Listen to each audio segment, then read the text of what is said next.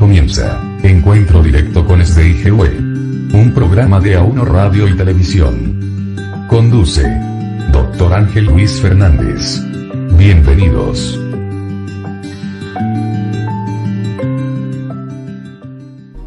Dice Carmen Cecilia una pregunta: unas esferas muy luminosas que pasan como un flash de una luz muy hermosa, ¿qué podrán ser? Casi todos los días las veo, especialmente por las noches.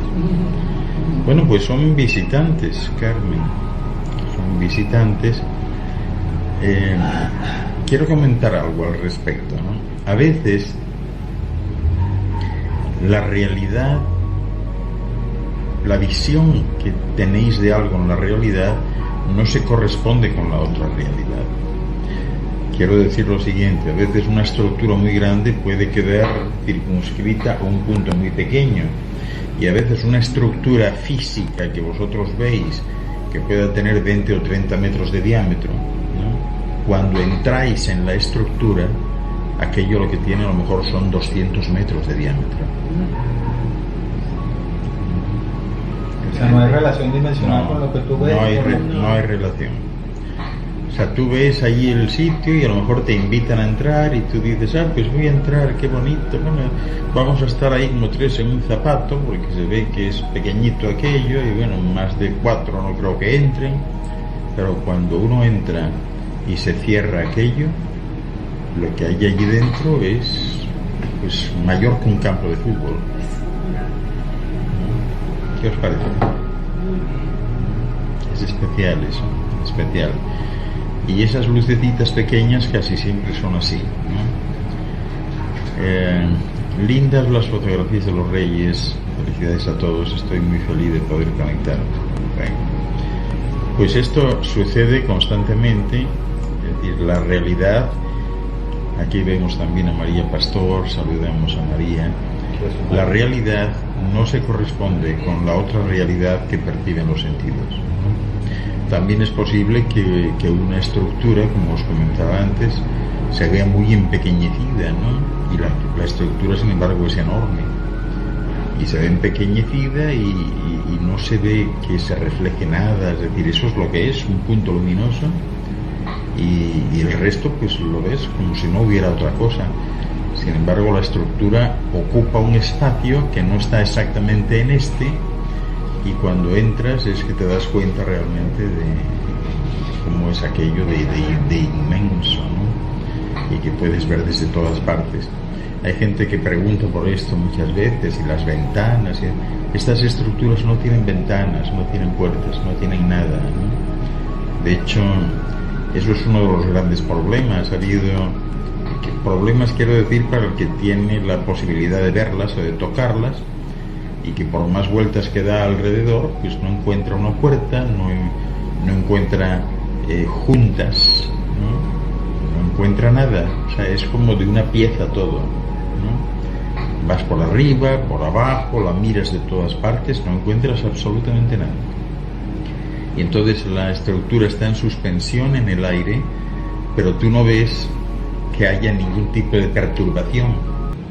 No hay perturbación por debajo. No hay propulsión. No se mueve una hierba, no se mueve nada, no oyes absolutamente nada.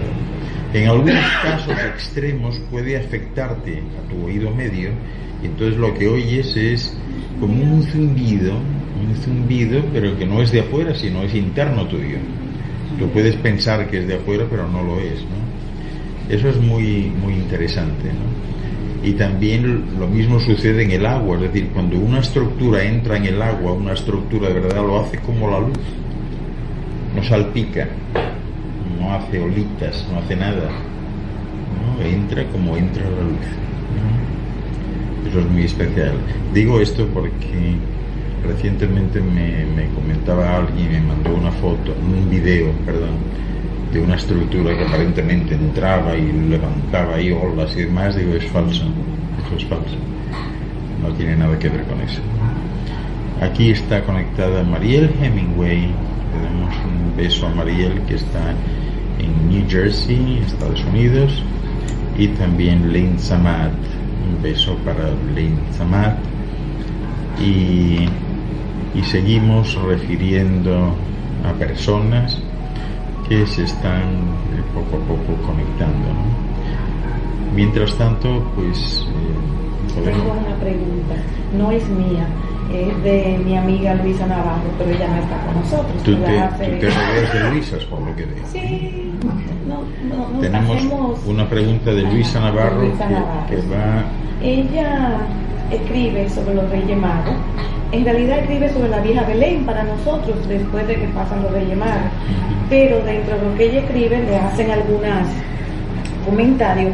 Entonces ella pregunta que cuál es el fundamento de por qué Jesús, dentro de eso que ella comentaba, parecía que no era en diciembre que nacía, sino en otra época.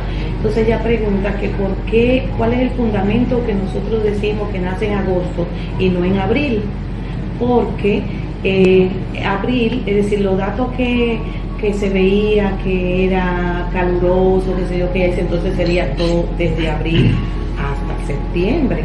Entonces, ¿por qué yo le dije, tenemos tiempo de sobra para averiguarlo y para comentar? Sí, ¿por qué en agosto y no en abril? Es decir, ¿cuál es el fundamento? No hay ninguna razón, ningún fundamento. Simplemente, bueno, pues toda la concepción, el embarazo de María, etcétera, pues sucedió 9 meses antes y fue a parar agosto. O sea, no hay nada en concreto, sí, no hay ninguna razón especial. Cuando este tipo de seres nacen... ¿Por qué esos datos no le coinciden que sea en abril? Es decir... Bueno, pudieran haber sido, pero no fueron. Es decir, es como si alguien me pregunta a mí que por qué en vez de nacer en mayo no pude nacer en septiembre. Que surgió así, ¿no? O sea, eso no tiene ninguna importancia, ¿no? Realmente lo que sí es importante en este caso es que todo este tipo de seres especiales que tienen incluso una genética distinta o ligeramente distinta, siempre nacen en un momento de la madrugada de energía cero. Y ese momento de energía cero es a las 4 de la mañana. Entonces siempre nacen a las 4 de la mañana. Eso sí, nazcan cuando nazcan, es a las 4 de la mañana. Siempre. Eso se da, ¿no? Es como el final de la noche y el comienzo del nuevo día real. Pero lo demás no tiene importancia, ¿no? Jesús nació el 21 de agosto, en la noche del 21 al 22, pero pudo haber nacido en marzo, ¿no? En abril, o sea, no tiene importancia. O sea, eso no tiene ningún simbolismo, no significa nada. Él nació como un niño normal, como un ser humano normal, o sea, no se distinguía en nada. Tardó mucho tiempo él en saber que no era del todo normal. Él pasó una infancia normal, o sea, sus padres le trataron normalmente, excepto cuando precisamente los reyes, que no eran reyes, ¿no? Los monjes tibetanos lo identifican y entonces hacen un plan de recordación, de recuerdo, para recordar una vez que identifican que ese es el monje lama que había muerto poco antes de Ish. Y entonces, como siguen haciendo ahora, es decir, eso mismo, si leéis la biografía del Dalai Lama, lo que hicieron con él es exactamente lo mismo que se hizo con Jesús, exactamente igual. Y lo que se hace con todos los altos sacerdotes, que en un momento dado, pues, necesitan recordar qué es lo que pasó antes para que puedan seguir con ese programa vital que habitualmente es a varias efusiones, a varias vidas, pero que no saben, es decir, esto no es automático. Cuando tú haces un programa a varias vidas, el recuerdo no es automático, tarda en llegar, excepto en estos casos que alguien te ayuda y entonces pues vas recordando qué hiciste, quién eras, dónde estabas y dónde lo dejaste la vez anterior para continuar con el programa, ¿no? Eso sucedió también con Jesús, pero no tiene ningún simbolismo. Pero entonces si esos archivos acásicos yo no los puedo reconocer. Sí. Sí. Los puedes reconocer, lo que pasa es que volvemos a lo de antes. Ahora hay demasiadas encomiendas y demasiadas personas que están convencidas de que, bueno, que eso que llaman la ascensión y la elevación espiritual, etcétera, que es para todos y todos exactamente iguales. O sea, los que hablan, por ejemplo, de la cuarta dimensión piensan que va a llegar alguien con una varita y decir, bueno, dentro de 20 días todos a la cuarta, ¿no? Y eso no puede ser y no se dará jamás, ¿no? O sea, eso no es así. O sea, todavía esta humanidad tiene que integrarse. La humanidad no está integrada. Hay demasiados grupos humanos, demasiadas categorías, demasiados tipos y sobre todo demasiadas antigüedades. Entonces esto es también lo que justifica la juventud del planeta. Esto se da en planetas jóvenes. No se trata de que este sea un planeta atrasado, o que esté mal, o que estén castigados por la divinidad, o que estén en cuarentena. No, este es un planeta joven y se nota la juventud por eso, porque hay muchas razas, hay gente distinta, unos blancos, unos rojos, unos negros, pelo corto, pelo largo, unos ejecutivos y otros en taparrabos para ahí caminando por la selva, ¿no? Hay demasiados tipos humanos.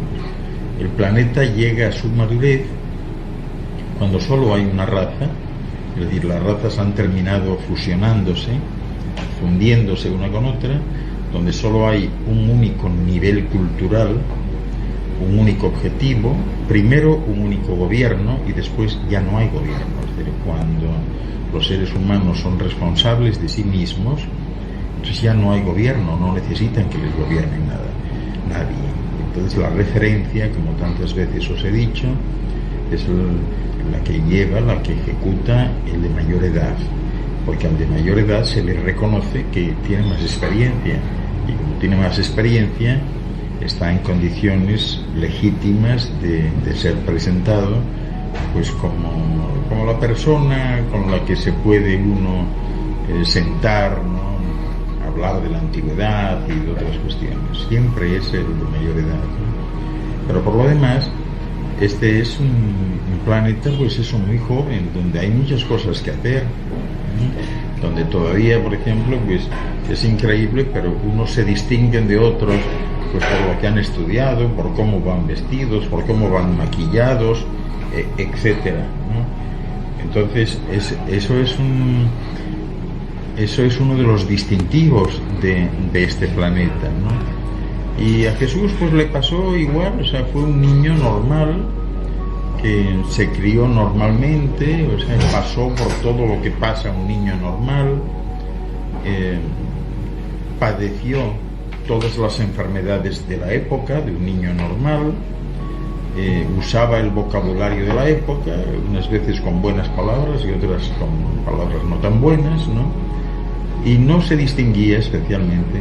Él tardó realmente mucho en darse cuenta de que había algo más, ¿no? Que había algo más y que en él se daban unas circunstancias distintas, ¿no? Ya desde niño pues era un niño afable, pero inquieto en saber qué es lo que movía aquella sociedad en la que le había tocado nacer.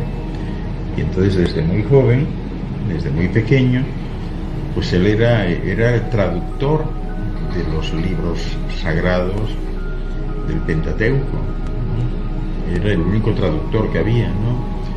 Porque ya desde pequeño él hablaba hebreo, hablaba arameo y hablaba griego, ¿no? El griego no muy bien, pero lo hablaba, ¿no? Entonces él había sido también el único niño al que unos viejecitos de Nazaret que murieron poco después y le entregaron a él el único tesoro que tenían, que era un compendio de rollos de la Torá, ¿no?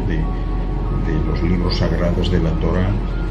Y entonces él desde pequeñito lo leía y traducía y se hizo famoso por eso. Entonces, muy cerca de Nazaret estaba Capernaum, donde había una sinagoga grande, ¿no?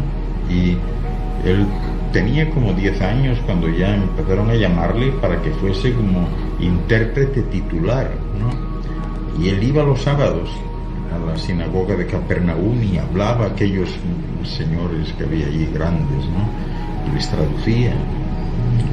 Fue especial, o sea, en ese sentido.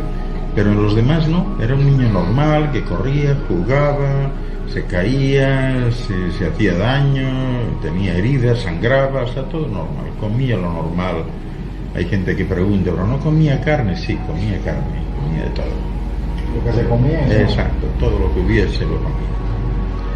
Pero no tiene importancia realmente cuándo nació. El hecho de hablar del 24 de diciembre es porque esta era la fecha que siempre se utilizaba en los cultos del dios Sol, ¿no? Y cuando nacía un avatar, pues se suponía que era el Sol, ¿no? Y bueno, como ya os dije muchas veces, en todas las corrientes religiosas siempre se adoró al Sol. Y de hecho el Sol, en términos de adoración, bueno, adorar no se debe adorar a nadie, ¿no? Porque nadie requiere de ninguna adoración, ¿no? Ni que le exalten ni nada de esto, ¿no? Pero sí se dieron cuenta desde la más remota antigüedad como el sol, que era lo más sublime que veían, lo más luminoso, lo que daba la vida, sin sol no había nada, incluso sin sol hacía frío, con el sol se estaba mejor. Y entonces ya se daban cuenta que había 3 días tenían 3 días antes del 24 en donde el sol se moría literalmente, apenas había sol. Y esos 3 días realmente es un momento del año en que queda todo como congelado, ¿no? Apenas hay sol.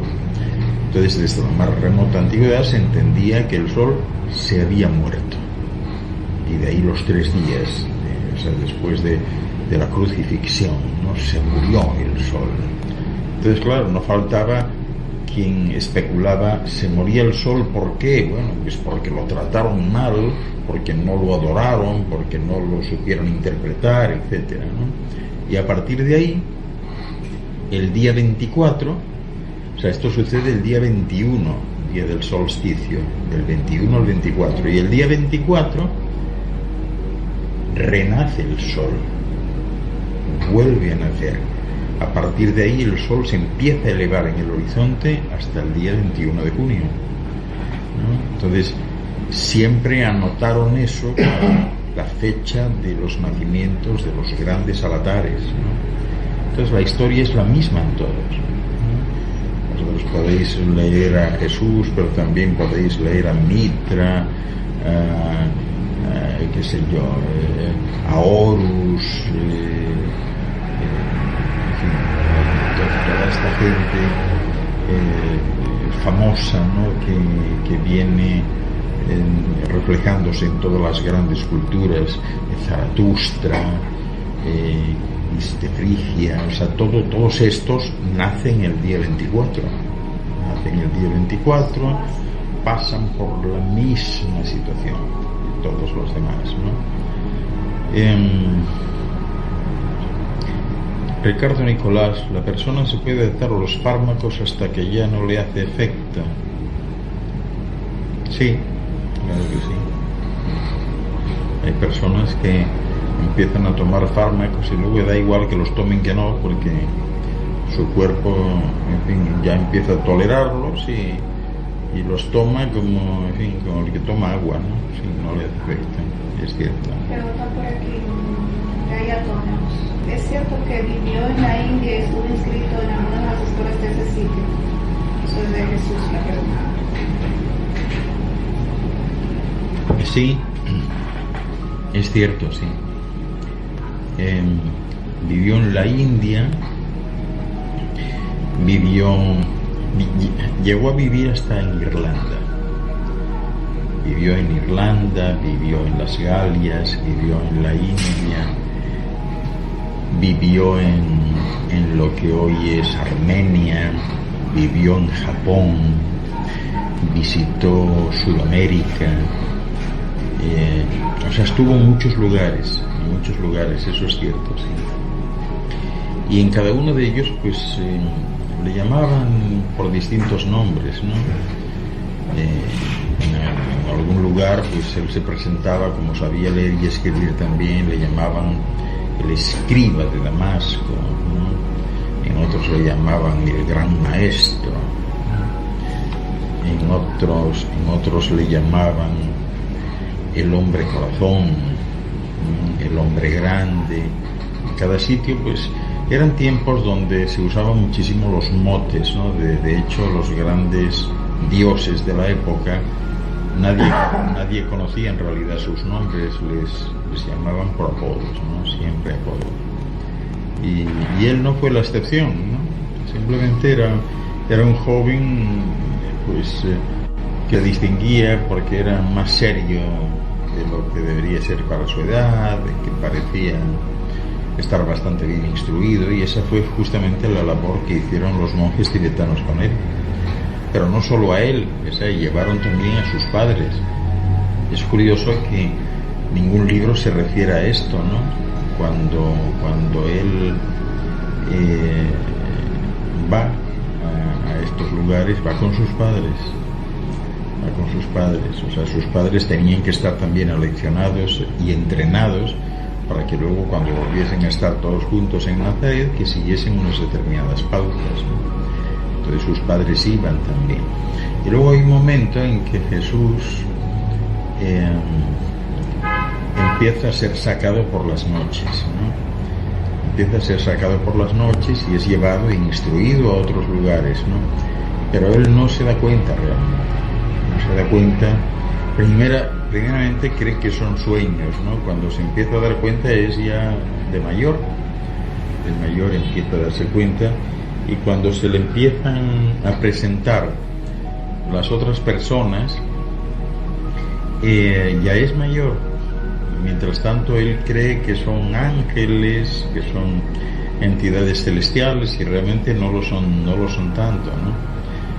Quiero insistir en este sentido, en que todas estas personas que por avatares del destino tienen que afrontar una vida pública determinada, pues porque vienen a hacer algo que tiene que tener repercusiones y reminiscencias entre el público, todos ellos nunca están solos. O sea, tienen a su alrededor un grupo que es el que organiza todo, ¿no? Y realmente ese grupo, yo diría que es el más importante de la película. Es decir, al final el avatar es tan solo el actor. No sé si me explico, creo que lo he comentado en alguna ocasión. Pero hay un equipo detrás. Hay un equipo que cuida de que todo el set esté en condiciones, de que todo funcione bien, de que se den las cosas como están previstas. Y ese equipo siempre está invisible. Muy rara vez se vuelve visible, ¿no? Pero están allí, siempre están con él, siempre están. Y en ese caso también en el equipo que él tenía detrás solamente trascendió la famosa transfiguración, cuando bajan a hacer una reunión con él, y él se había llevado a dos de los compañeros a propósito, ¿no? Y bueno, tiene lugar una visión, que es la visión cuando la estructura se hace visible por primera vez, y es en medio de la noche. Entonces, claro, la estructura visible entre la energía que desprende y la propia luminosidad, pues fue, en fin, muy desconcertante para todos, ¿no? Pero por lo demás siempre están allí. Ese equipo siempre está allí, siempre está ayudando, siempre está dirigiendo, ¿no? Muchas veces le dice el equipo: tienes que ir por allí, a la izquierda, no a la derecha, ¿no? Y así funcionaron estas cosas, ¿no? Bueno, veo aquí Noé dice: Viris acquirite undo. Ahora voy a recordar un poco lo que significa, que era un saludo cariñoso de los antiguos romanos, ¿no? Que venía a decir que la fuerza, ¿no? Se hacía evidente caminando. Es decir, que cuando uno se movía hacia adelante, que la fuerza era mayor, ¿no? Y bueno, pues es algo parecido a lo que decían en la Guerra de las Galaxias, que la fuerza esté contigo, ¿no?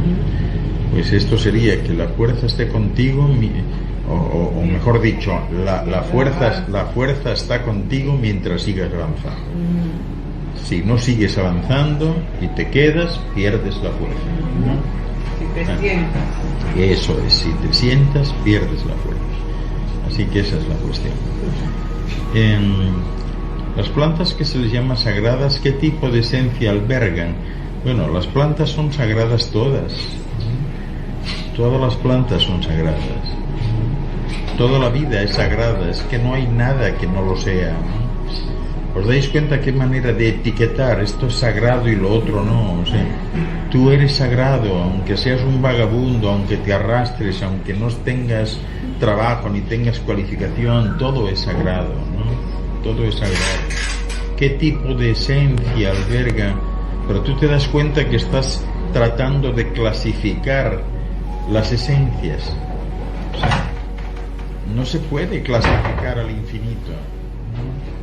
O sea, eso no es así, no funciona así. José Luis Lucilde, buenas desde República Dominicana. La tormenta no me permite escuchar. José Luis, ya estás aquí en Dominicana. Vente para acá cuanto antes. José Luis está aquí. José Luis Lucilde, un abrazo. ¿Está aquí? Sí. ¿Está en Santo Domingo o está en Está en Punta Cana. Ah, qué bien. Que venga para conocer. José Luis, vente para acá. Que lo queremos conocer. Vente urgentemente. Ashdan Ams, Viris Acuidi de Mundo. Buenas noches, familia. Un abrazote para ti en New Jersey, en Bergenfield. Saludos muy afectuosos. Freddy está conectado y también saludos a Freddy. Y nada, seguimos entonces. ¿Dónde estábamos? Yo te quería preguntar, estamos hablando de Jesús. En la vez pasada tú dijiste que cuando lo buscaron los lamas que lo estaban buscando, los monjes, su guía principal era buscar familias que leyeran Sí. o siguieran Corrientes orientales. En esa zona, lo prevaleciente, por supuesto, era el judaísmo, que aunque Sí. era una zona muy comercial y estaba llena de griegos y de toda esta cosa, no era para esas familias judías como una especie de salirse de la corriente o criticable No. que siguieran ese tipo de corriente. No. Los judíos eran muy pocos en realidad. O sea, cuando se habla del pueblo judío y se pretende magnificarlo y demás, los judíos eran pocos y siguen siendo pocos, ¿no? O sea, nunca fueron la gran cosa, ¿no? Había de todo, ¿no? Porque la mayoría de Ellos cosas. eran judíos, pero había una libertad que no existía después. En aquel tiempo la comunidad judía era mucho más liberal de lo que es ahora, ¿no? Ahora son sí, son mucho más cerrados, ¿no? de lo que eran en aquel tiempo, ¿no? Y había muchas familias, bueno, igual que ahora, pero lógicamente, en fin, con los conflictos que tenían, de la dificultad de importar de otros lugares, o que les llaman, pero siempre había mercaderes. Entonces los mercaderes que venían del Oriente no solo llevaban para vender objetos de todo tipo, ¿no? Estatuillas, marcos, cofres, joyas, etcétera, y sobre todo muchas especias. Las especias más buscadas eran todas del Oriente. Entonces había un tráfico del Oriente muy establecido, ¿no? y muy renombrado y muy formal. Y ese mismo tráfico pues era el que traía otras cosas también, o sea, traía libros, traía rollos. De hecho, cuando allí todavía había rollos, y aunque se habla de la imprenta de Gutenberg, los chinos ya tenían eso mucho antes. Les llevaban algo parecido a libros encuadernados, ¿no? Y mucha gente tenía esos libros y los veían un poco como otra historia, como cuentos, ¿no? Y como todos los libros en ese tiempo, todas las narraciones estaban enfocadas en forma de cuento, eran cuentos, la gente era tan simple, tan sencilla, que es lo único que entendía, ¿no? O sea, no, salvo 3 o 4 eruditos que había, los demás eran gente muy simple, ¿no? Entonces entendían mejor contándoles un cuento. Y todos los libros eran así.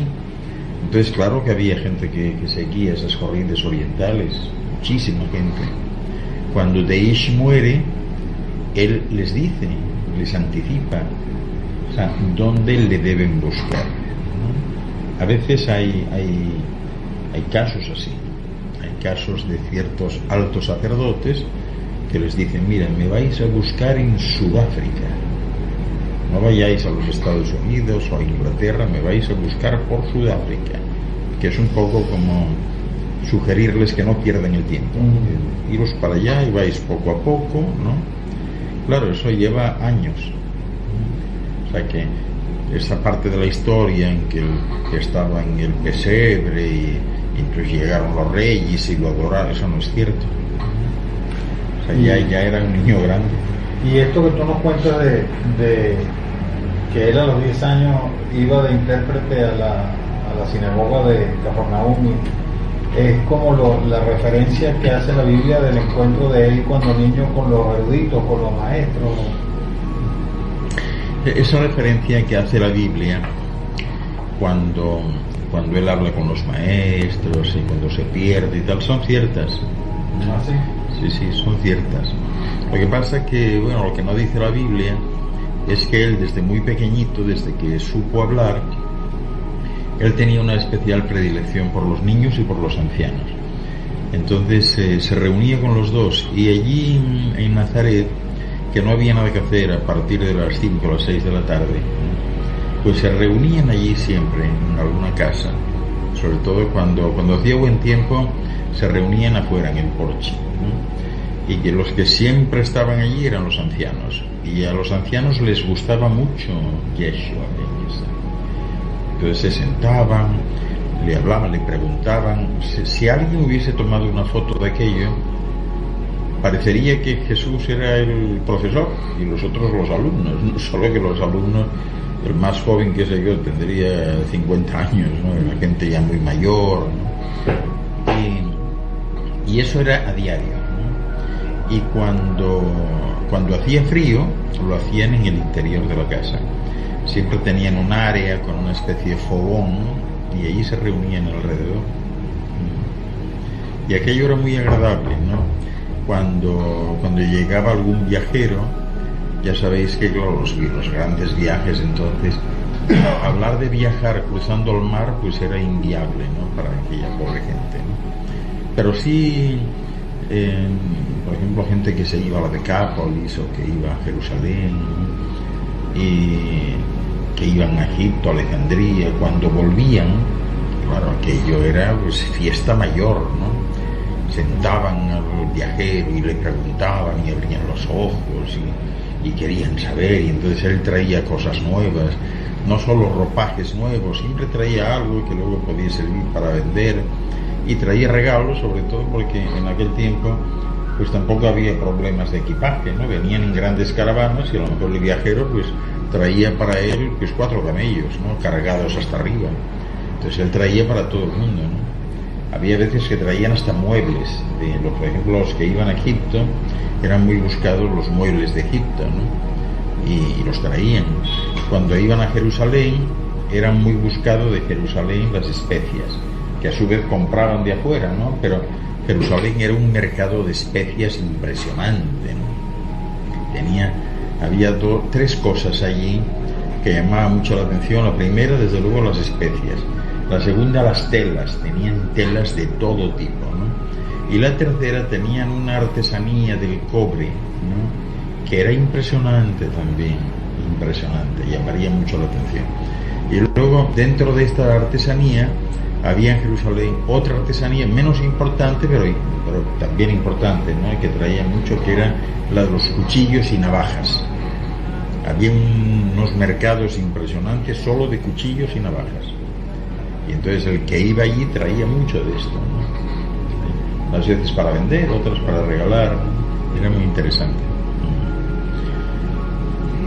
Ricardo Benítez, Vir esta Quiridundo, saludos para ti también. Bien. Aquí veo a Felipe Martínez y a Julieta, que está viendo también. Bueno, pues saludos afectuosos a todos, ¿no? ¿Qué más? Cambiando de tema, hay una, o sea que uno se la pasa buscando cosas. Hay unas publicaciones en YouTube que las titulan como Ancient Technology. Y una de ellas me llamó mucho la atención porque habla de derretir piedras con luz y sonido. Yo no he visto mucho el video, pero como tú nos has hablado de la tecnología del sonido, esto es producido por unos aparatos y efectivamente la piedra parece que se volviera agua, ¿no? Sí. Pero La piedra es muy fácil en realidad de romper y de convertir en líquido, ¿no? De hecho, la tecnología antigua aquí que se desarrolló de mayor importancia era una tecnología mezcla del sonido y del calor, ¿no? Entonces los grandes túneles, solo hay unos pocos realmente visitables, ¿no? Porque la mayoría, o sea, se desconocen en este sentido, pero los grandes túneles eran hechos con una especie de máquina, vamos a llamarla así, una pequeña máquina, ¿no? Que según avanzaban, literalmente derretía la piedra. Entonces derretía la piedra y la propia máquina le da la máquina entre comillas, es una manera de llamarlo, porque no es una máquina, o sea, es como un aparato, ¿sí? Y ese aparato no solo le da la forma al túnel que quieren, ¿no? Sino que además convierte las paredes siempre que haya piedra. Si hay tierra no, porque la tierra queda convertida en líquido, ¿no? Pero si hay piedra, queda vitrificada. Entonces, según van abriendo, se van moviendo hacia adelante y según se van moviendo, se va abriendo el túnel con la forma que ellos quieren. Es decir, esa forma no requiere de andamiajes ni de nada, sino que queda a sí mismo, ¿no? Y entonces queda la parte de afuera, queda vitrificada, que eso llama mucho la atención, porque tú tocas allí, pones la mano y dices, esto es vidrio realmente, ¿no? Y de eso había mucho en la antigüedad y bueno, va saliendo a la luz, ¿no? Va saliendo a la luz poco a poco. Todos los días pues hay algún descubrimiento nuevo en algún país, ¿no? Ciudades que existían antes y que de repente pues quedaron enterradas. Precisamente ayer por la noche yo estaba viendo un documental muy interesante sobre la ciudad que alojó en su momento lo que Juan en la Biblia denomina Armagedón, ¿no? Y es una ciudad impresionante, o sea, una ciudadela, claro, ya prácticamente no queda nada, ¿no? Pero hay muchas de estas ciudades que fueron importantes y que, pues debido a un cataclismo, pues fueron evacuadas y luego ya el tiempo se encargó pues de ir cubriéndolas, ¿no? Pero ciudades, o sea, muy bien planteadas, ciudades en donde, por ejemplo, los cimientos, precisamente para los cataclismos, ¿no? Y los movimientos geotectónicos, los cimientos son de basalto, que es la roca más dura que hay, ¿no? Y entonces la piedra ya más caliza y la arcillosa van arriba, nunca abajo, ¿no? Pero aún así, claro, hay una falla por allí, se presenta una grieta, un movimiento y aquello se cae, pero rápido, ¿no? Es muy, muy interesante. Hay otra cosa que te quería comentar. Vi ayer también en uno de los canales americanos un reportaje que le hicieron, una entrevista que le hicieron a este físico chino, que es el de pelo blanco, Michio. Porque aparentemente ha salido a la luz pública últimamente, después de una cantidad de estudios y de cosas, porque el telescopio Kepler descubrió una estructura en un sistema que está a 1500 años luz, que es enorme, gigantesca, y dicen que es una estructura fabricada. Bueno, Ni siquiera una estructura hecha por una civilización, pues. Entonces, una de las cosas que él dice es que si... Aquí no están todavía, vamos a plantearlo de la siguiente manera. Aquí no se está todavía en condiciones tecnológicas de identificar las estructuras, ni las que están aquí, ni mucho menos las que están situadas pues a miles de años luz o a millones de años luz, ¿no? Y simplemente porque se mueven en otro diferencial armónico que no coincide para nada con lo que pueden captar las tecnologías que están aquí ahora mismo vigentes, y tampoco pueden captar los sentidos, es decir, se escapan del espectro perceptible. El espectro perceptible también afecta pues a los grandes radiotelescopios, ¿no? y los grandes desarrollos en ese sentido, es decir, evidentemente un telescopio pues va más allá que nuestros ojos, ¿no? Pero también tiene un límite, o sea, llega hasta aquí y no hasta aquí, ¿no? Es virtualmente imposible detectar cualquier estructura de las que aquí llamarían estructuras siderales de fuera de este mundo, ¿no? Las que sí se captan son las de aquí. Y de aquí hay muchas estructuras, pero muchísimas, ¿no?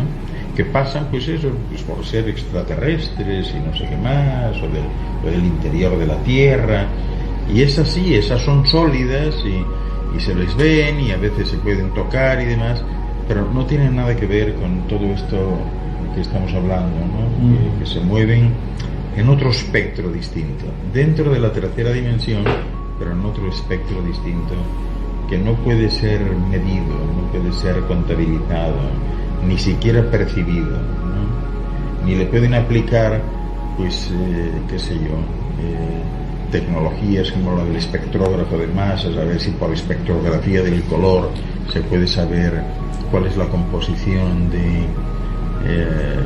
pues de la parte más sólida. No se puede, sencillamente no se puede. Por eso comencé hoy hablándoos de esto, para que os deis una idea, ¿no? Que a veces uno puede ver, pues es una estructura que sea de grande como esta casa, ¿no? Y la ves y va, qué bien, ¿no? Pero es como si te llevan a un apartamento y ves que es un apartamento de una habitación, y bueno, pues no hace falta ser muy listo para decir, bueno, en este apartamento todos los que estamos ahí, la excursión completa, que somos de 25 personas, de ninguna manera podemos entrar, ¿no? Pero ¿qué pasaría si después de ver ese apartamento, una vez que estás dentro, ves que empiezan a aparecer puertas y habitaciones y demás? Eso es exactamente lo que sucede con las estructuras, ¿no? Dentro de una estructura todo cambia, realmente todo cambia.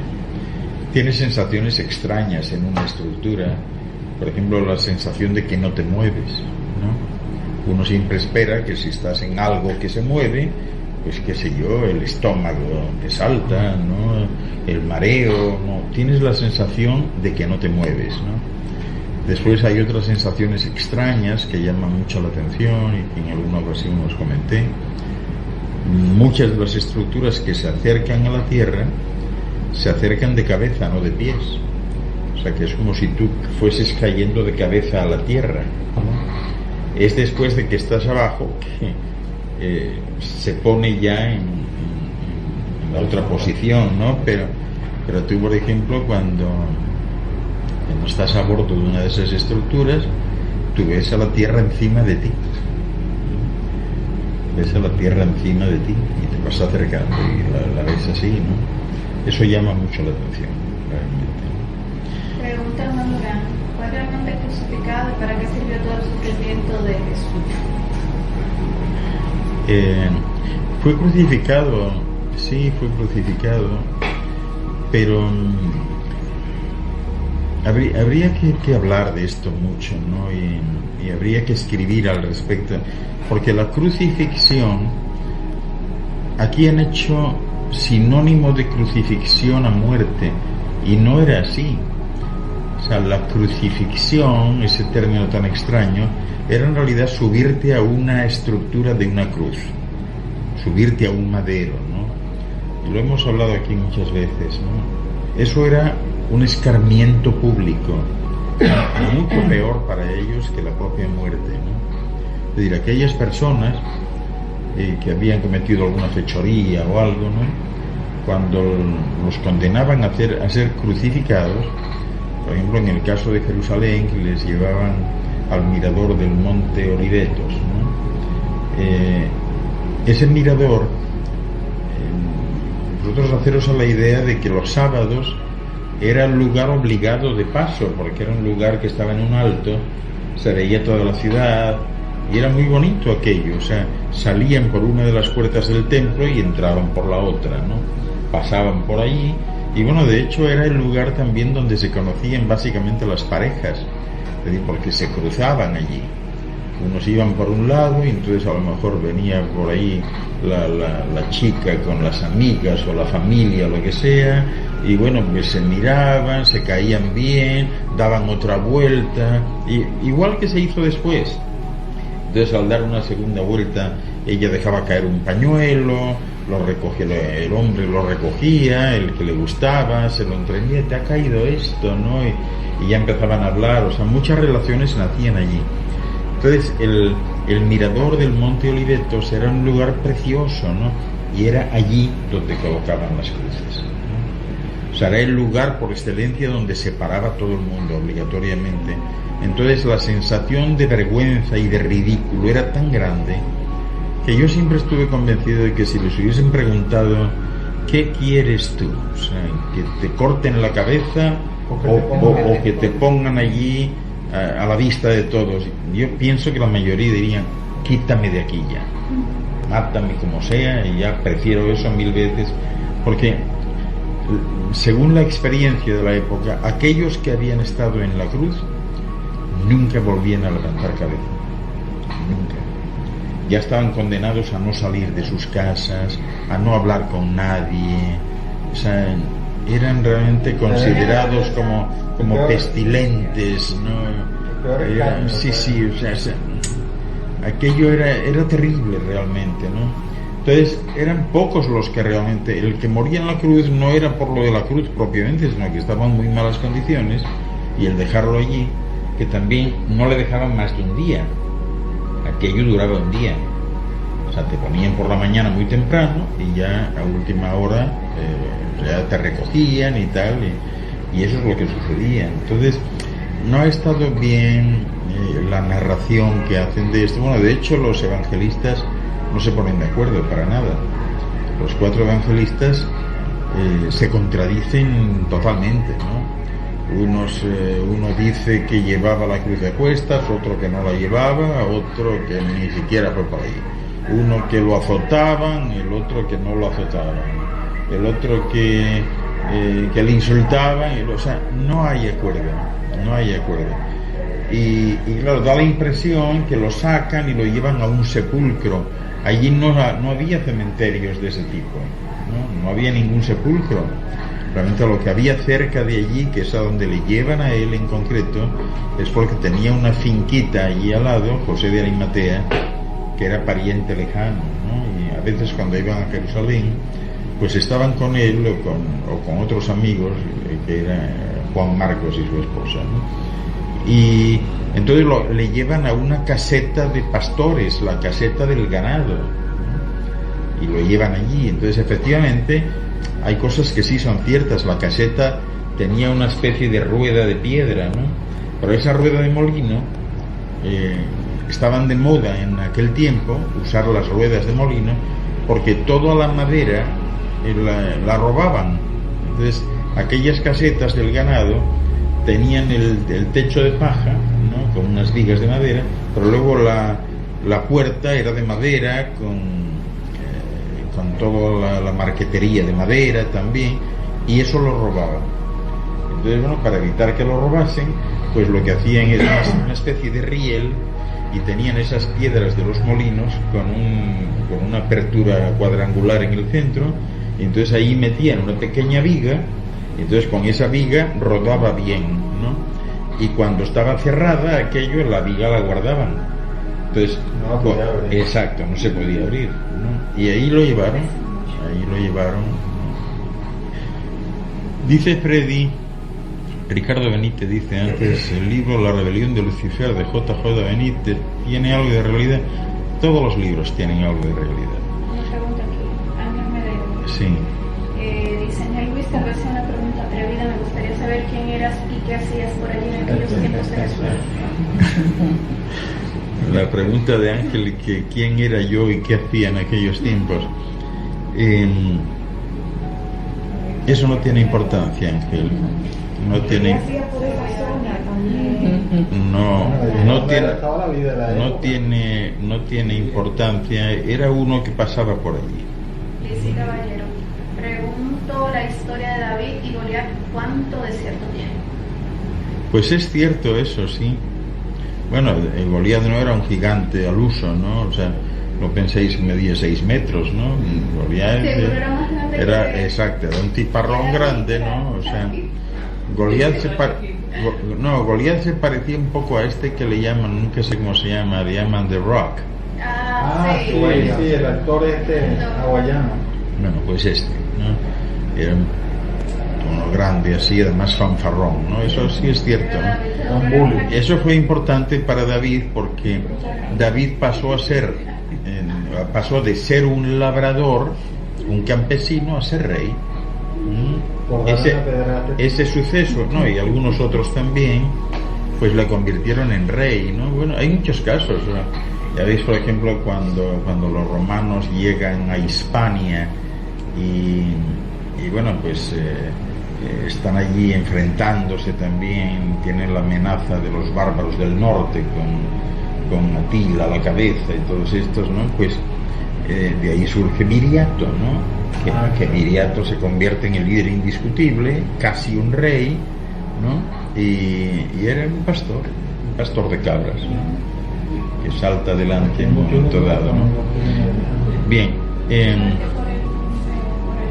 me estoy perdiendo aquí, vamos a ver. Bueno, entonces Freddy dice, veo el 11-11 seguido, por ejemplo, vi una publicación en Facebook que tenía 1111 likes. También ese mismo día mi hermana en la noche me envió un mensaje, 1111.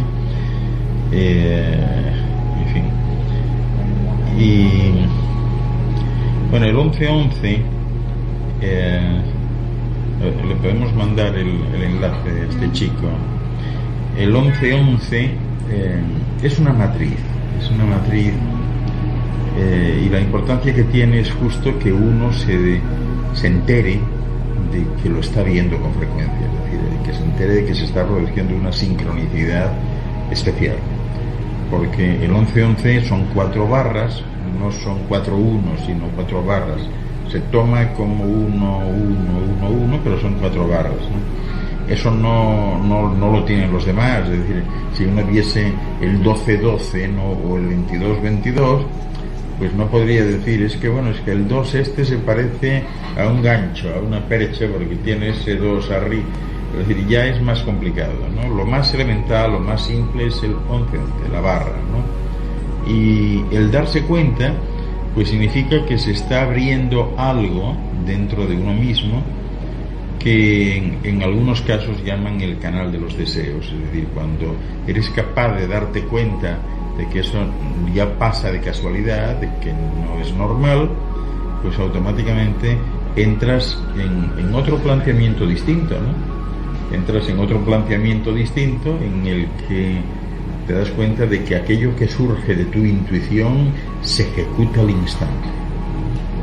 Que surge de tu intuición quiere decir, tú por ejemplo pues estás pensando que tienes una necesidad imperiosa de comer algo en concreto, ¿no? Y de repente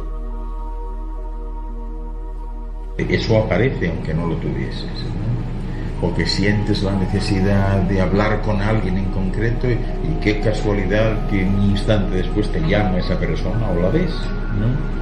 Y ese tipo de cuestiones, ¿no? O que tu intuición te dice, qué sé yo, cruza de calle y vete por ahí, y tú lo haces y luego te enteras que si hubiera sido por donde siempre, que ahí ha habido una masacre, ¿no? Porque un terrorista pues puso unas bombas, o sea, ese tipo de cosas, ¿no? Se producen al instante.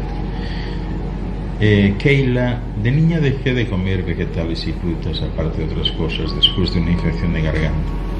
En mi adolescencia, con esfuerzo, logré que me llegaran a gustar los vegetales, pero no las frutas. Me da asco comer frutas, aunque se me antoje comerlas. ¿Habrá alguna forma de cambiar este asco o quizás otra manera de consumirlas sin que se dañen los nutrientes?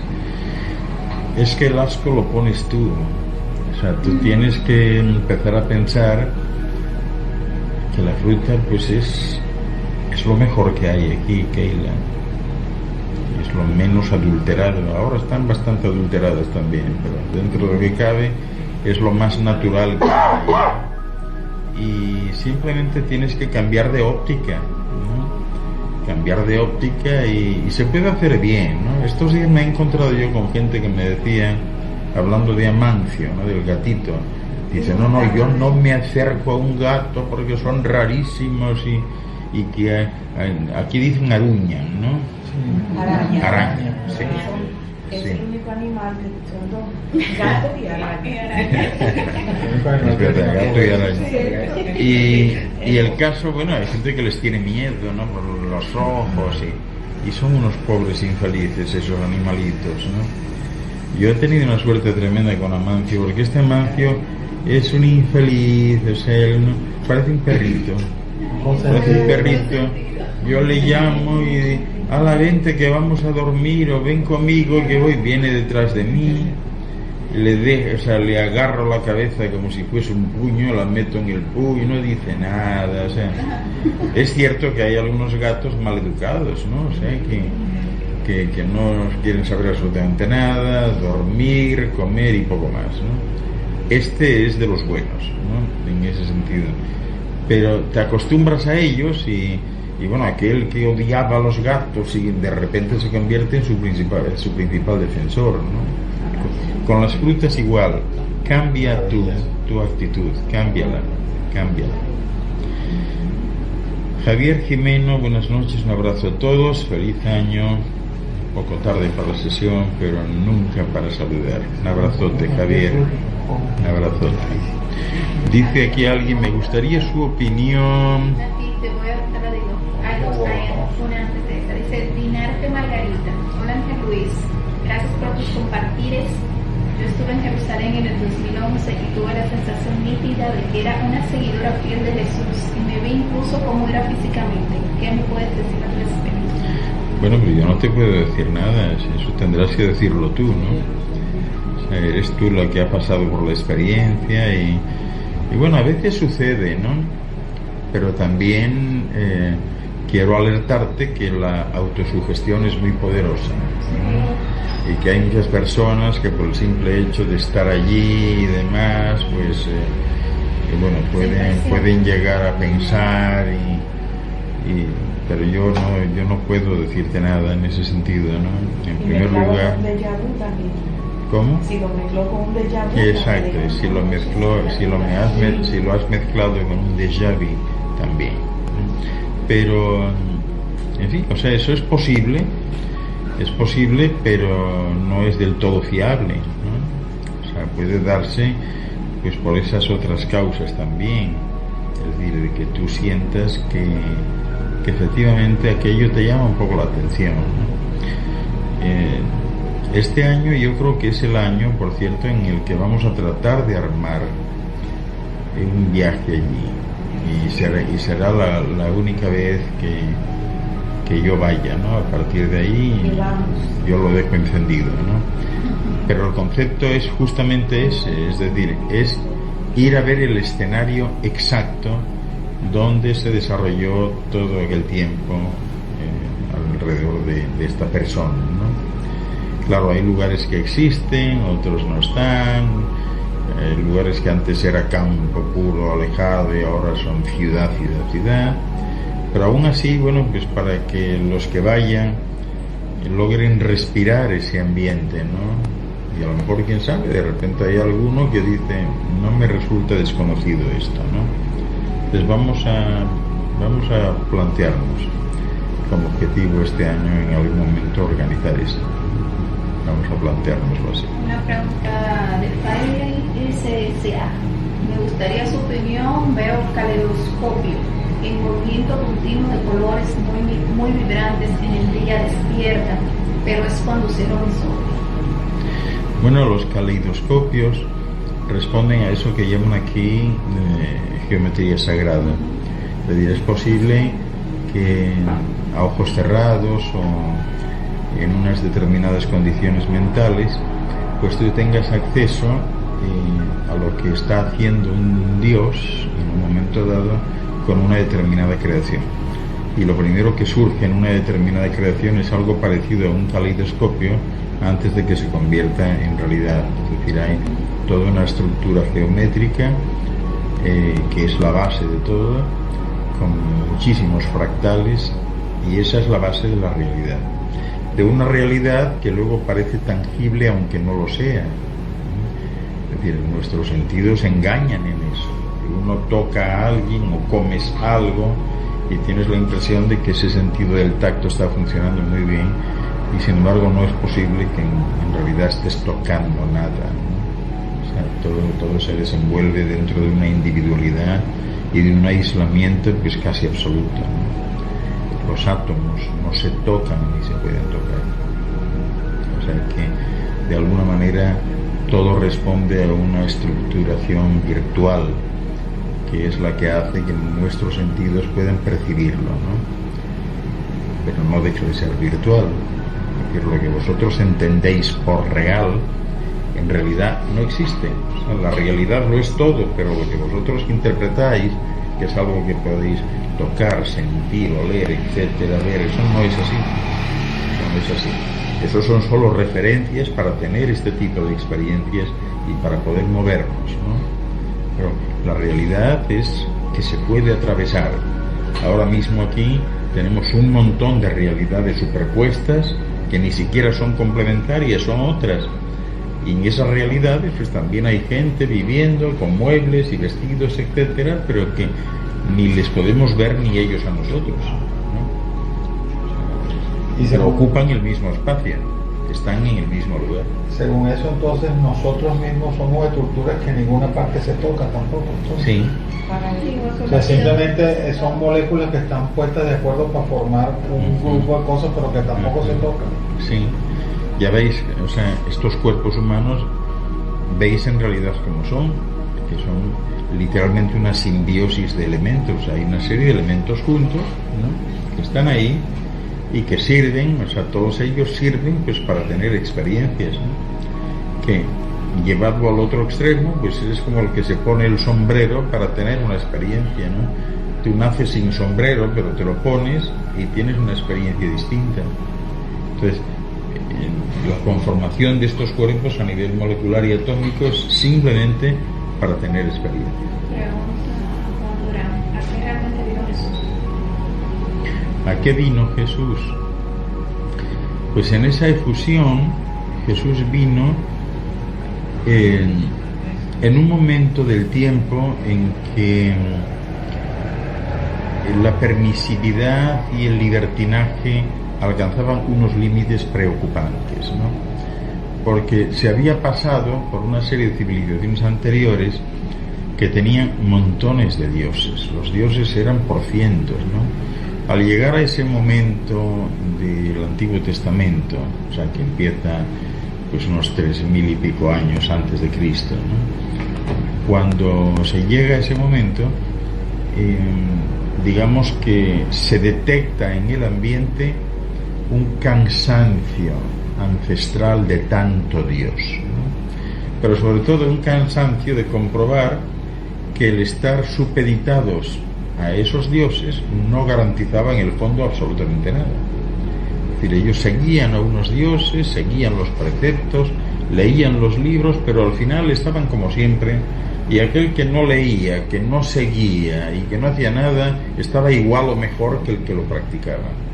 Entonces esto condujo a una situación de total libertinaje, ¿no? Una de las razones por las que griegos y romanos se instalaron en el área de Palestina era precisamente para eso, para intentar domesticarles, porque en ese tiempo Grecia y Roma, y en especial Roma, era la civilización.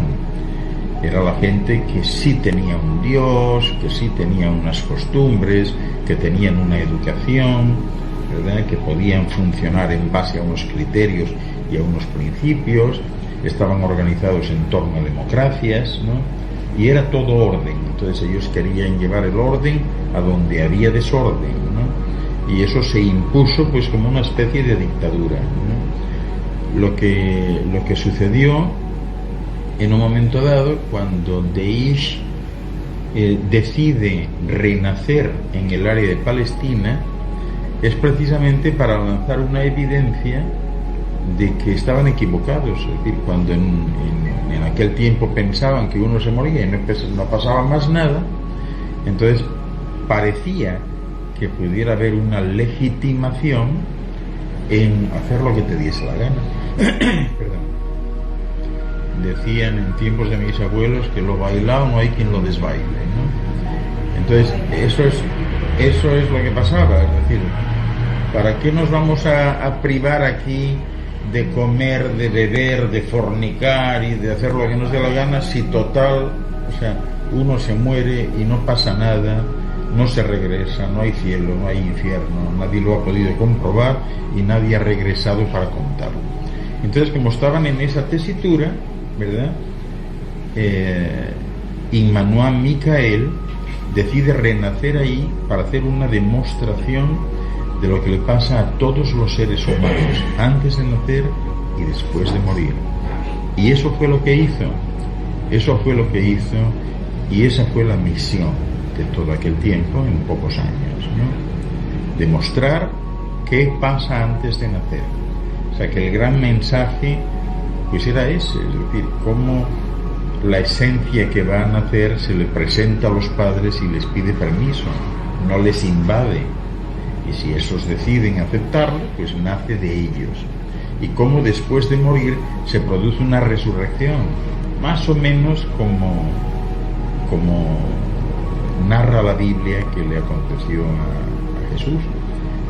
Cómo se le conforma un cuerpo morencial, cómo ese cuerpo es parcialmente denso, cómo puede ser percibido como cuerpo de luz, cómo dura un tiempo hasta que esa energía residual también se termina y se va, y bueno, pues básicamente demostrando que ese que tú crees que está muerto en realidad no lo está, porque te estás comunicando con él y lo estás viendo en algunos casos. Entonces eso es lo que él vino a hacer. Todo lo demás es una novela extraña, ¿no?, que realmente pues no tiene mucho sentido, ¿no? Hablar de que si vino a redimir los pecados, ¿qué pecados? O sea, si además para la mayoría de esa gente lo que ellos consideraban pecados, o mejor dicho, lo que los grandes escribas y fariseos y los miembros del Sanedrín consideraban como pecados, para ellos no. Y de hecho hay muchos, ¿no? Yo ya os comenté alguna anécdota graciosa, ¿no?, cuando me vienen aquí estos de los pentecostales y los testigos de Jehová, aquí se vienen de todo, y yo los invito a pasar, y ya cuando me empiecen a decir, yo les invito a tomar algo, y ¿en qué puedo ayudarles? Dice, no, bueno, nosotros venimos a ayudarle a usted. Digo, no me digas, ¿y en qué me van a ayudar? Dice, no, porque nosotros venimos y queremos ayudarle a que vaya usted al paraíso. ¿Qué paraíso? ¿A dónde? ¿A Punta Cana? Dice, no, al paraíso, en fin, porque es allí, y entonces venimos a ayudarle para que usted ya no tenga más pecados, ¿no? Y digo, pero vamos a ver, o sea, aquí debe haber un problema de interpretación, ¿no? Porque, mire, todo aquello que ustedes consideran pecados ahora, primero yo no lo considero así, pero ustedes han ido maniobrando siempre en función de sus intereses. Es decir, lo que eran pecados hace 60 años ahora no lo son. Lo que era pecado mortal ahora ni siquiera es venial, ahora ya no es nada, ¿no? Y se da además una circunstancia curiosa, que todo aquello que ustedes quieren que yo erradique de mi vida diaria, eso que llaman ustedes pecados tan feos, eso es justamente lo que más me gusta a mí en la vida. Entonces yo quiero seguir siendo pecador, porque justamente lo que me dicen que me quite y que me aparte, O sea, yo no quiero eso, yo quiero seguir como estaba, ¿no?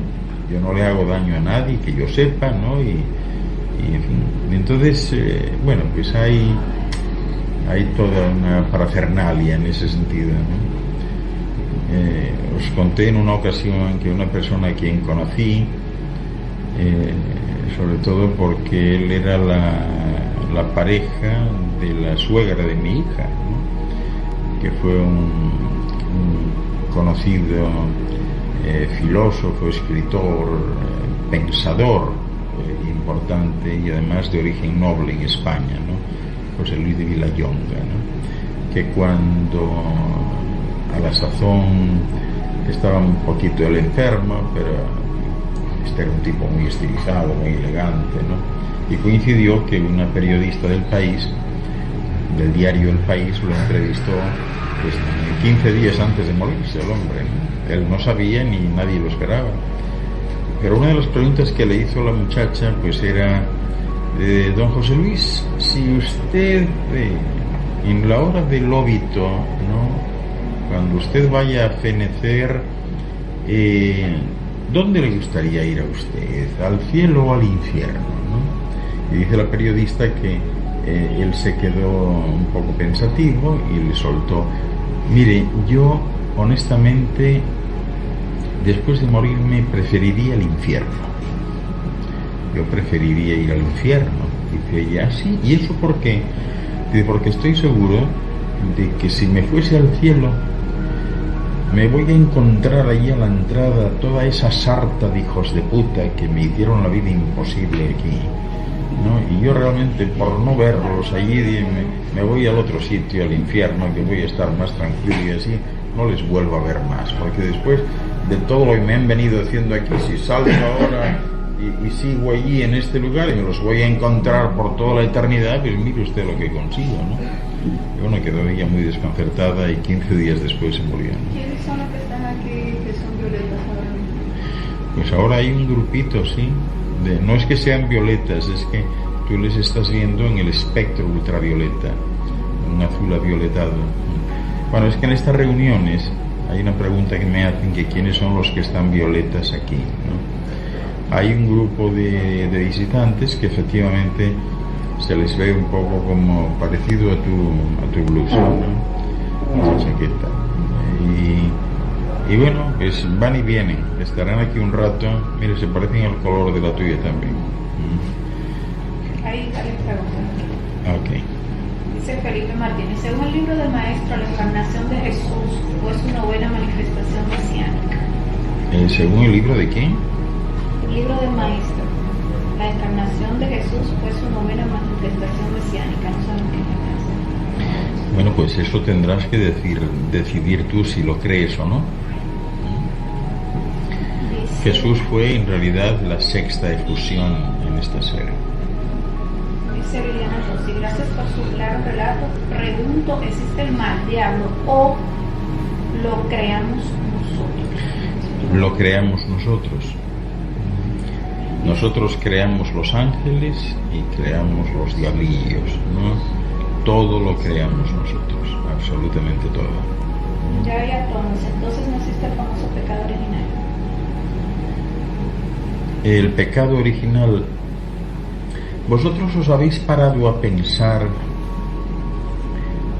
qué le contaríais a alguien que viene de otro mundo, ¿no? ¿Vosotros realmente consideráis creíble decirle a alguien: no, nosotros, aunque nos veas aquí también y que trabajamos y tenemos algo, nosotros estamos todos embarrados en un pecado? Nosotros no nacemos buenos, somos malos de nacimiento porque nacemos por un pecado. No me digas. ¿Y eso por qué fue?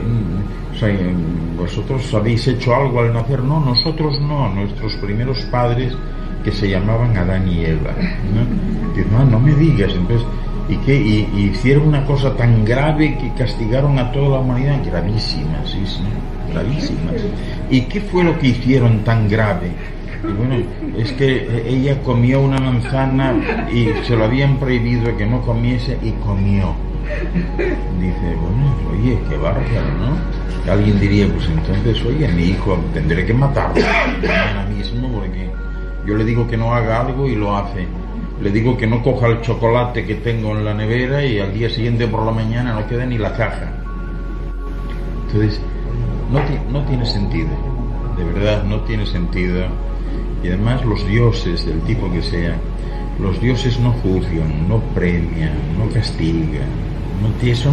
Eso está tan alejado de la realidad y ha significado para el género humano un atraso tan grande, de verdad. Pensar que alguien, que un dios está a ojo avizor, ¿no? Y que está viendo lo que haces mal para caerte encima y demás, eso no es así, ¿no? Las consecuencias que uno vive pues son las consecuencias de aquello que ha generado en realidad, ¿no? Y no tiene nada que ver, los dioses están muy alejados de eso. Los dioses no son así, no lo son. Pregunta Marilima Salas Gómez. Hola Ángel Luis, ¿estuviste encarnado en la época de Jesús? No puedo contestar a eso. Noemí Gutiérrez, los niños especiales pueden arrepentirse y sufrir por extrañar al gran padre. ¿Quiénes? Arrepentirse de encarnar, los niños especiales. Es que nadie tiene que arrepentirse de nada. Fíjate, este es un tema importante, ¿no? El famoso arrepentimiento, si lo consideráis desde la óptica que todo lo que sucede conviene, que todos los universos convergen en un punto, en un momento del espacio-tiempo para hacer que algo se dé y que ese algo es necesario para mantener los equilibrios universales, la armonía, para retomar la normalidad, entonces os daréis cuenta que todo conviene y que no hay necesidad de arrepentirse de nada. Ciertamente hay un arrepentimiento que, bueno, pues uno dice, esto me salió así, yo lo hubiera hecho de otra manera, ¿no? Pero en realidad lo que está sucediendo en ese momento es una acción del pensamiento, y esos pensamientos no conducen a nada, generan realidades que luego se pierden y de las que no tienes control. Es decir, el empezar a elucubrar sobre lo que pudo ser y no fue, sobre lo que es y no es una pérdida de tiempo. Si lo veis desde otra óptica, es decir, esto me está sucediendo, y esto está sucediendo porque es lo que tiene que suceder, aunque yo no lo entienda, ¿verdad? Aunque no me guste, aunque me disguste. O sea, todos los universos se han aliado para provocar esta situación, y esta situación es buena para todos, aunque en este momento yo considere que no lo es tanto para mí. Es decir, que todo tiene un sentido y todo es válido, todo es importante. Claro, desde el momento en que empiezas a verlo así, tu vida cambia, porque dejas de juzgar, dejas de condenar, dejas de criticar, de vilipendiar, ¿verdad? Dejas de hacer falsos testimonios y de entrar en ese resbaladizo terreno de la calumnia fácil, ¿no? Ha surgido así, eso es lo que tenía que suceder, no hay otra opción, no la hay. ¿Qué dices tú, Luisa? Que comienza a vivir desde que vea todo eso. Claro que comienzas a vivir, porque es que lo contrario te atosiga de tal manera que tú no puedes ser tú. O sea, tú estás salpicada de tantas realidades, de tantos pensamientos, de tantas conjeturas que no puedes vivir. Son demasiadas anclas, demasiados pesos. No puedes vivir así. Eso, a pesar Tenéis que soltar eso. A pesar de que es así, se contrapone con lo que la gente piensa que es la predestinación, ¿no? Porque nadie está predestinado. Es que nadie está predestinado a nada. Es decir, simplemente el camino sí está. Lo que pasa es que no hay un camino. Los caminos son infinitos. Y eres tú quien decide. El que camina eres tú. Nadie puede caminar por ti. Y eres tú el que va descubriendo y el que, pues, de repente se fija que detrás del bosquecillo, pues, hay una playa. Pues mira qué bonito, ¿no? El bosquecillo ya está y la playa también. Eres tú el que va caminando hacia allá y lo va descubriendo y lo va viviendo, ¿no? Dime. En la época que Jesús vino antes de venir. Los seres que estaban encarnados en ese sitio donde Él vino, decidieron venir a vivir esa experiencia. Pero lo que pasó entonces fue que fueron demasiados y por eso entonces vino para que no tanto se le viniera a vivir esa experiencia de desorden.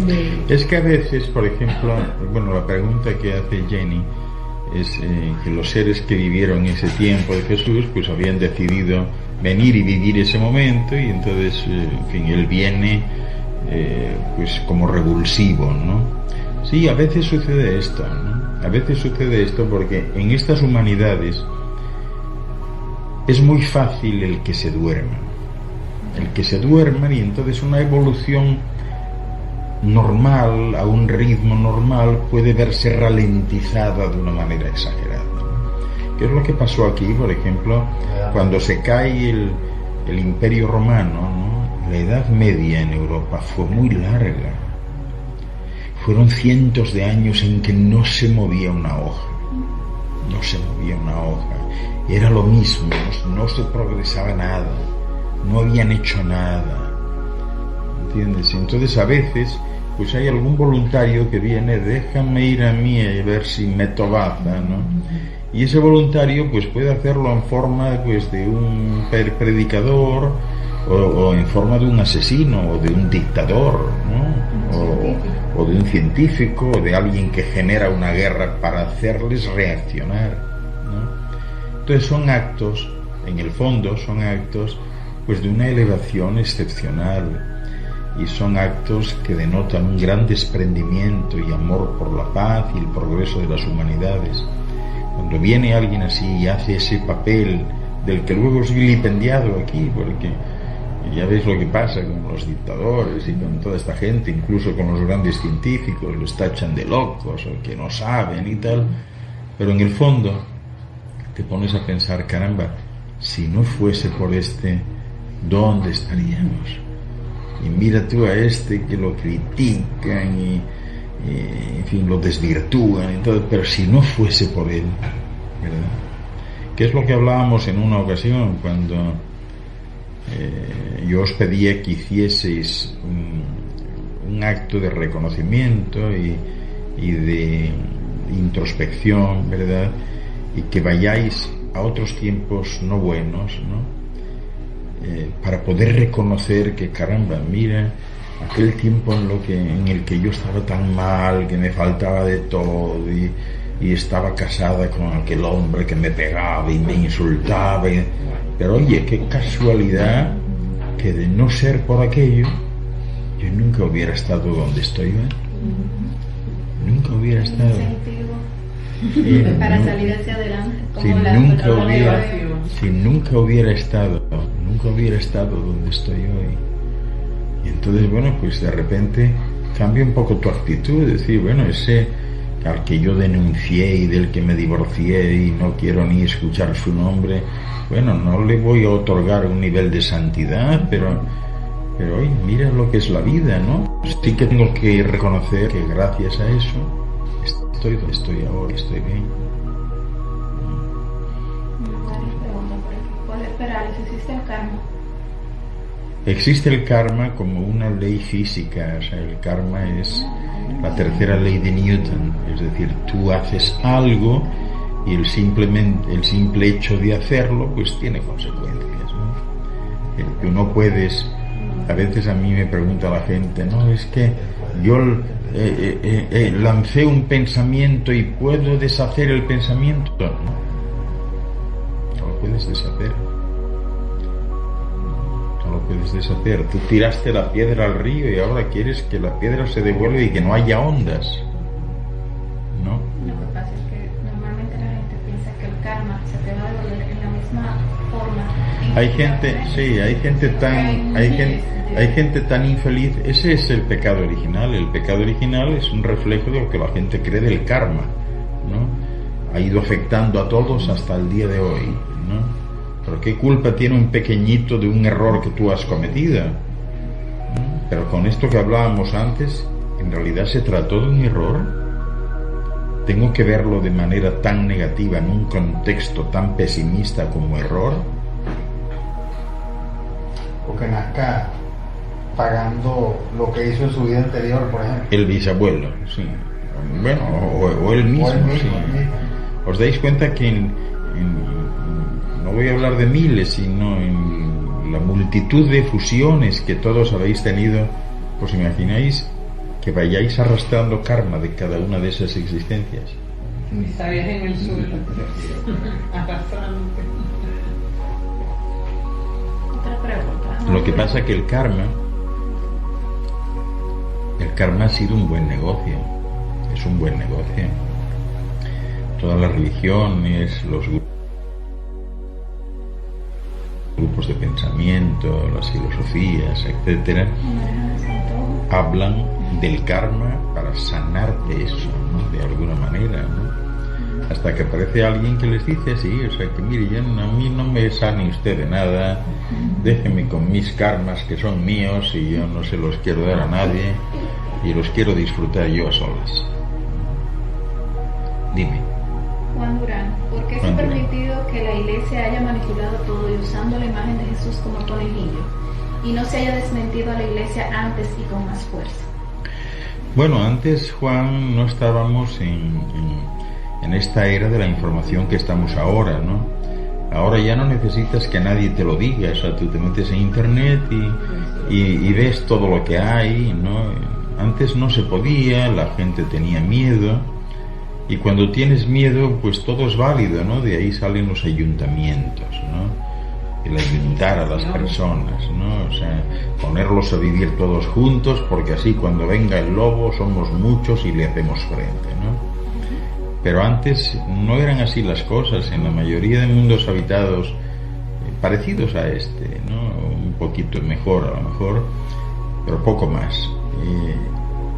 Todo el mundo vive su individualidad, no son comunidades gregarias, ¿no? Viven su individualidad, lo cual no obvia para que cuando quieran ver a otro o a otra, pues la vean y se encuentren, ¿no? Pero se trata de un cultivo de tu individualidad. O sea, ¿cómo vas a preocuparte en inspeccionar a los demás, juzgarlos o convivir si antes no sabes quién eres tú, no te has inspeccionado bien, ni sabes cómo reaccionas ante los distintos estímulos? Primero tú, y luego el resto, ¿no? Y los tratas con respeto y con consideración. En la mayoría de mundos no hay ciudades, no las hay. La gente vive por su cuenta. Es decir, muchas veces os he comentado que es lo más parecido a los cuentos de Andersen y de Green, ¿no? Donde ibas por el bosque y tal, y encontrabas una casita que naturalmente pues no tenía verjas, ni cerraduras, ni nada de nada, ¿no? Porque robar, ¿para qué vas a robar si te lo van a dar, si ya lo tienes? ¿Qué vas a robar? Si tú quieres aquello, díselo a aquella viejita del cuento, seguro que te lo da. Entonces no tienes nada que robar, porque sientes que todo es de todos, ¿no? Y al contrario, tú llegas allí y te encuentras con que, pues qué limpia tiene esa casita, esa mujer, y qué bien huele la comida, pero eso está a tu alcance, es para ti, ella te lo va a dar si tú quieres.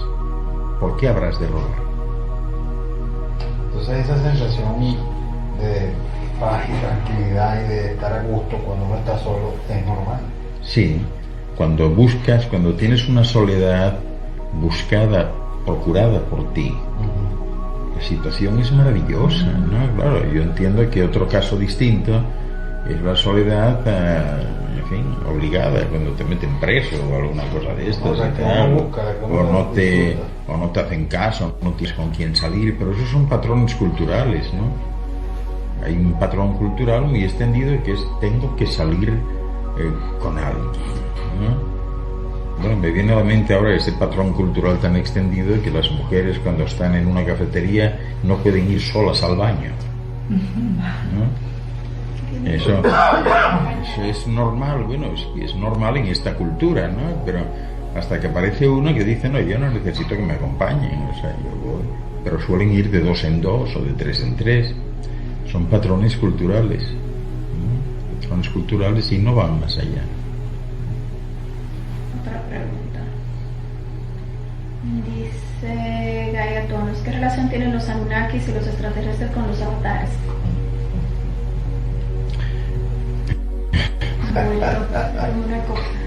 La verdad es que a mí cada vez que me hablan de, por ejemplo, de los extraterrestres, ¿no?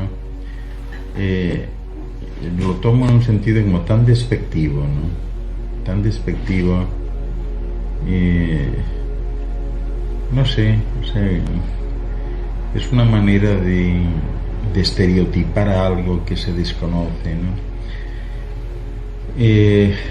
No hay Anunnakis. Los Anunnakis son una creación derivada de una traducción de Zacharias Sitchin, que surge en aquel libro famoso del 12º planeta, y que le parece a él derivarse de las tablas sumerias, ¿no?